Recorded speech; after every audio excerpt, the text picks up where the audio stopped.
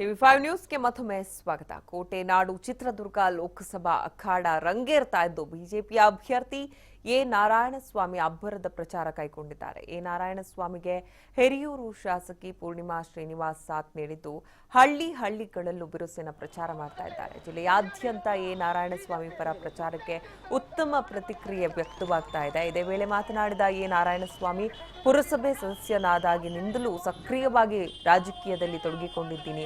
ಮೊದಲು ನೀರು ಮತ್ತು ಶಿಕ್ಷಣಕ್ಕೆ ಹೆಚ್ಚಿನ ಒತ್ತು ನೀಡುವುದಾಗಿ ತಿಳಿಸಿದರು.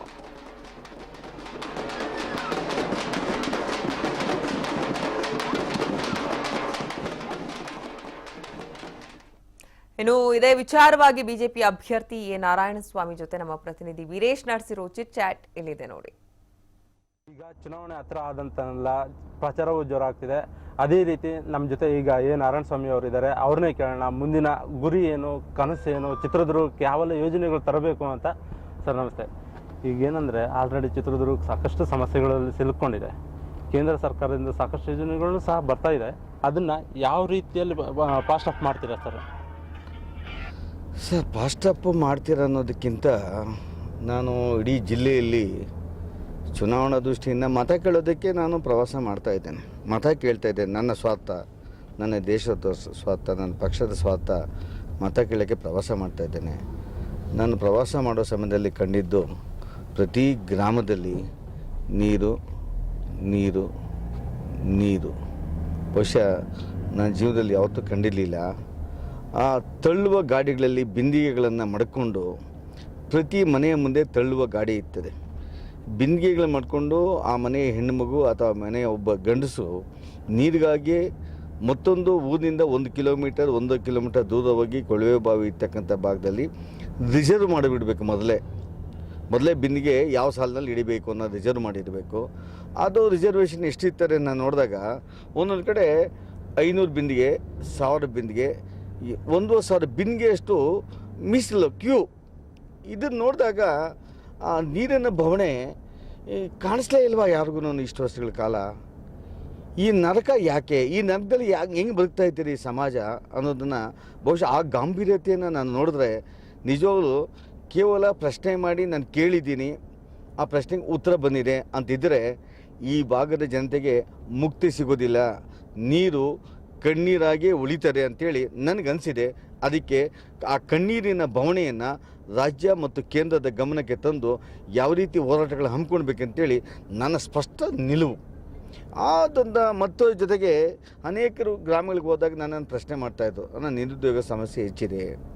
ಒಂದು ಕುಡಿಯೋದ್ರಿಂದ ಮೊದಲು ಆದ್ಯತೆ, ನಂತರ ಏನಿವತ್ತು ಫ್ಲೋರೈಡ್ ನೀರನ್ನು 1200 ಅಡಿ ಮೇಲೆ ಹೋದಾಗ 200 ಅಡಿ ಮೇಲೆ ಹೋದ್ರೆ ಫ್ಲೋರೈಡ್ ನೀರು ಸಿಗ್ತದೆ. ಇದಕ್ಕೆ ಉತ್ತರ ಅಪ್ಪರ್ ಭದ್ರಾ ಪ್ರಾಜೆಕ್ಟನ್ನು ಮಾಡದೆ ಹೋದರೆ ನೀವು ಫ್ಲೋರೈಡ್ ಮುಕ್ತ ಗ್ರಾಮಗಳನ್ನಾಗಿ ಮಾಡೋಕ್ಕಾಗೋದೇ ಇಲ್ಲ. ಅದನ್ನು ಶೌಚಾಲಯ ಮುಕ್ತ ಬೇರೆ, ಆದರೆ ಗ್ಯಾಸ್ ಮುಕ್ತ ಬೇರೆ. ಆದರೆ ಇದನ್ನು ನೀವು ಮೊದಲು ಫ್ಲೋರೈಡ್ ಮುಕ್ತ ಮಾಡದೆ ಹೋದರೆ ನಿಜವಾಗ್ಲೂ ಅನೇಕರು ಅನಾರೋಗ್ಯಕ್ಕೆ ತುತ್ತಾಗ್ತಾರೆ. ಆ ದಿಕ್ಕಿನಲ್ಲಿ ನಾನು ಅಪ್ಪರ್ ಭದ್ರಾ ಪ್ರಾಜೆಕ್ಟ್ ಬಗ್ಗೆ ಹೆಚ್ಚು ಗಮನ, ಮತ್ತು ಹೇಮಾವತಿ ಆ ಶಿರಾ ಇರ್ಬೋದು, ಪಾವಗಡ ಕುಡಿಯೋ ನೀರು ಜರೂರಾಗಿ. ನೀರೇ ಕುಡಿಯೋಕ್ಕಿಲ್ಲ ಅಂದರೆ ಅವನು ಎಲ್ಲೋ ಒಂದು ಲೈವ್ಲಿಹುಡ್ಗೆ ಸಂಪಾದನೆ ಮಾಡೋದಕ್ಕೆ ಬಿಟ್ಟು ನೀರು ತರೋದೇ ಒಂದು ವೃತ್ತಿ. ಈ ದಿಕ್ಕೆ ಸಮಸ್ಯೆ ಪರಿಹಾರ ಆಗಲೇಬೇಕಾಗಿದೆ. ಆ ದಿಕ್ಕಿನಲ್ಲಿ ನನ್ನ ಸ್ಪಷ್ಟ ಹೋರಾಟ ಇರ್ತಾರೆ, ತುಂಗಭದ್ರನೂ ಹೋರಾಟ ಇರ್ತಾರೆ. ಒಂದು ವಿಶೇಷವಾಗಿ ಎಲ್ಲ ಯುವಕರು ನನ್ನನ್ನು ಪ್ರಶ್ನೆ ಮಾಡ್ತಾಯಿದ್ರು, ಏನು ಹೇಳಿ ಸರ್, ಕೈಗಾರಿಕೆಗಳು ಬರ್ತಾರೆ ಬದ್ಧ ಹೋದ್ರೆ ನಮ್ಗೆ ಉದ್ಯೋಗ ಇಲ್ಲ ಅಂದ್ಬಿಟ್ಟಿದೆ. ಬಟ್ ನಮ್ಮ ಇತ್ತೀಚೆಗೆ ಕೇಂದ್ರ ಸರ್ಕಾರ ಒಂದು ಸರ್ವೆ ಆಗ್ತದೆ. ಇದು ಭಾರತ್ ಮಾಲಾ ಯೋಜನೆಯಲ್ಲಿ ನಾವು ಈಗಾಗಲೇ ಒಂದು ಯೋಜನೆ ಮಾಡಿದ್ದಾರೆ. ಸರ್ವೆ ಆಗ್ತಾಯಿದೆ ಕೇಂದ್ರ ಸರ್ಕಾರದಿಂದ.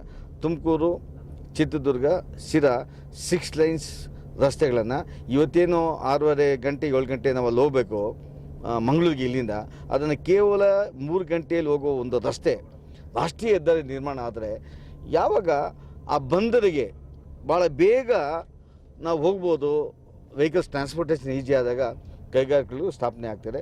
ಆ ರಸ್ತೆ ಭಾರತ್ ಮಾಲಾ ಯೋಜನೆಯಲ್ಲಿ ಆ ರಸ್ತೆ ಇನ್ಕ್ಲೂಡ್ ಆಗೋದಕ್ಕೆ ಆದಷ್ಟು ಬೇಗ ಜಾರಿ ಆಗೋದಕ್ಕೆ ನನ್ನ ಪ್ರಾಮಾಣಿಕ ಪ್ರಯತ್ನ ಇರ್ತದೆ ಸರ್. ಅಷ್ಟೇ ಅಲ್ಲದೆ ಈಗ ಏನಂದರೆ ಗ್ಯಾಸ್ ಪೈಪ್ಲೈನ್ ಈಗ ಚಿತ್ರದುರ್ಗ. ಹೌದು ಸರ್, ಈಗ ಬೆಂಗಳೂರಿನಲ್ಲಿ ಆಗಿದೆ. ಇನ್ನೂ ಬೆಂಗಳೂರಿನಲ್ಲಿ 20% ಆಗಿರೋದು.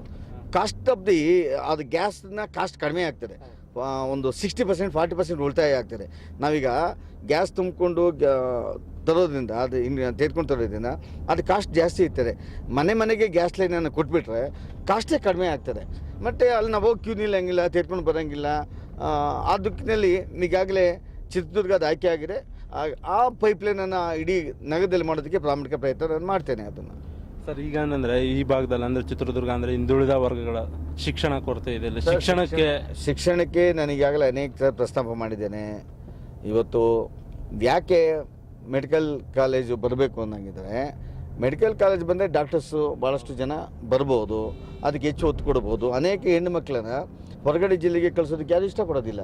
ಈಗಾಗಲೇ ಏನು ಮೋದಿಯವರ ಕಾಲಾವಧಿಯಲ್ಲಿ ಚಿತ್ರದುರ್ಗಕ್ಕೆ ಸಾಕಷ್ಟು ಏನು ಈಗ ಭಾರತ್ ಮಾಲ್ ರಸ್ತೆ ಆಗಿರ್ಬೋದು, ಗ್ಯಾಸ್ ಆಗಿರ್ಬೋದು, ಈ ಥರದ್ದಲ್ಲೇ ಆಲ್ರೆಡಿ ಸರ್ವೆ ಕಾರ್ಯಕ್ರಮ ಆಗ್ತಿದೆ.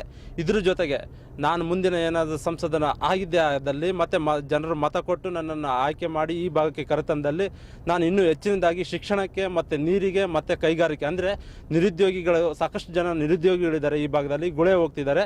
ಅಂತಹ ಜನರು ಯಾವುದೇ ರೀತಿಯಾದ ಗುಳೆ ಹೋಗಬಾರ್ದು ಮತ್ತು ಶಿಕ್ಷಣವನ್ನು ಹೆಚ್ಚಿನ ಒತ್ತನ್ನು ನೀಡ್ತೀನಿ ಅಂತ ನಮ್ಮ BJP ಅಭ್ಯರ್ಥಿಯಾದಂಥ ಎ ನಾರಾಯಣಸ್ವಾಮಿ ಅವರ ಕನಸಾಗಿದೆ. ಈ ಕನಸು ನನಸಾಗಬೇಕು ಅಂದರೆ ಈ ಬಾರಿ ಏನು BJP ಅಭ್ಯರ್ಥಿಯಾದಂಥ ನಾರಾಯಣಸ್ವಾಮಿ ಅವರಿಗೆ ಮತ ಕೊಟ್ಟು ಗೆಲ್ಲಿಸಿದರೆ ಇವೆಲ್ಲ ಕನಸುಗಳು ನನಸಾಗೋದ್ರಲ್ಲಿ ಎರಡು ಮಾತಿಲ್ಲ ಅಂತಲೇ ಹೇಳ್ಬೋದು. ಕ್ಯಾಮ್ರಾ ಪರ್ಸನ್ ಮಂಜುನಾಥ್ ಜೊತೆ ವೀರೇಶ್ ವಿ ಚಳ್ಳಕೆರೆ TV5 ಚಿತ್ರದುರ್ಗ.